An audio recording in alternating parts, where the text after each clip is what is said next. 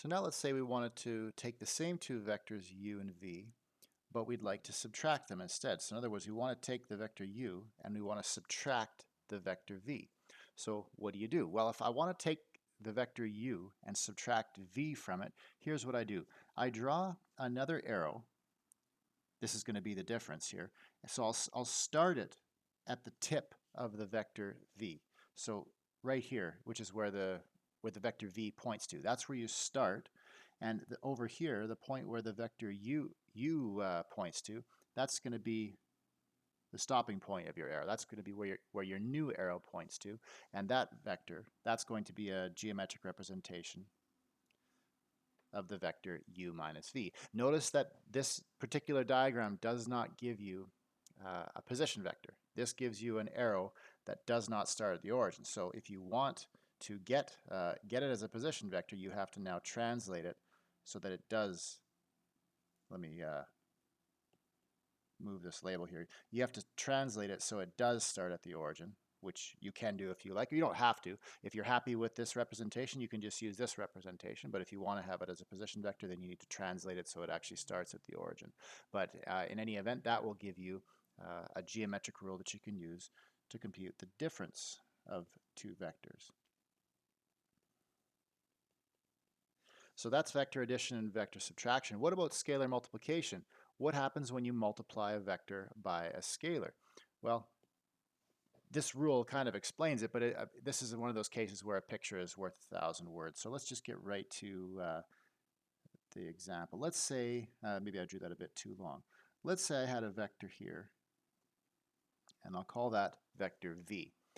Well, okay, so start with that vector. Because you've got some vector and you've got it represented geometrically as an arrow. Let's multiply it by 2.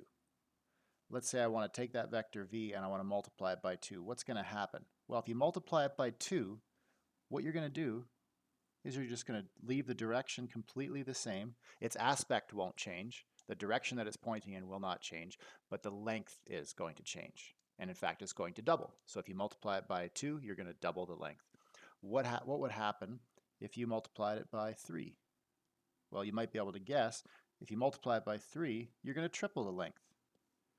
Okay, so that's what would happen if you multiplied it by 3. Now, what happens if you multiply it by a negative number? So let's take the vector v and multiply it by, say, by negative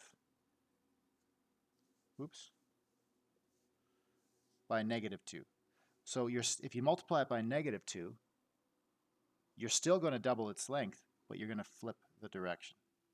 It's going to point in the exact opposite direction.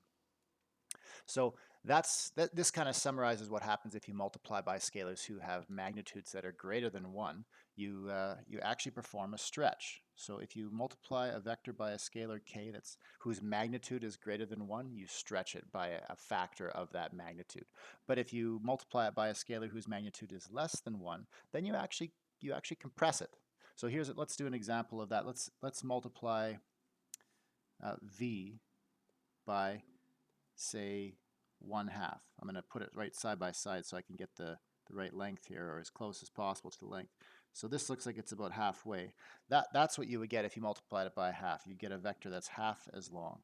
And if you multiply it by positive 1/2, then you would not change the direction. If you multiplied it by negative 1/2, then you would still compress it by that same factor. You would still be cutting the length in half, but if you multiplied it by negative 1/2, let's include that as an example as well, then you're still going to compress it and cut the length in half, but then you're also going to change the direction as well. So that's what would happen if you multiplied it by negative 1/2. Okay, and that summarizes it. So if you read this sentence carefully, you'll see that it actually encompasses all the same information.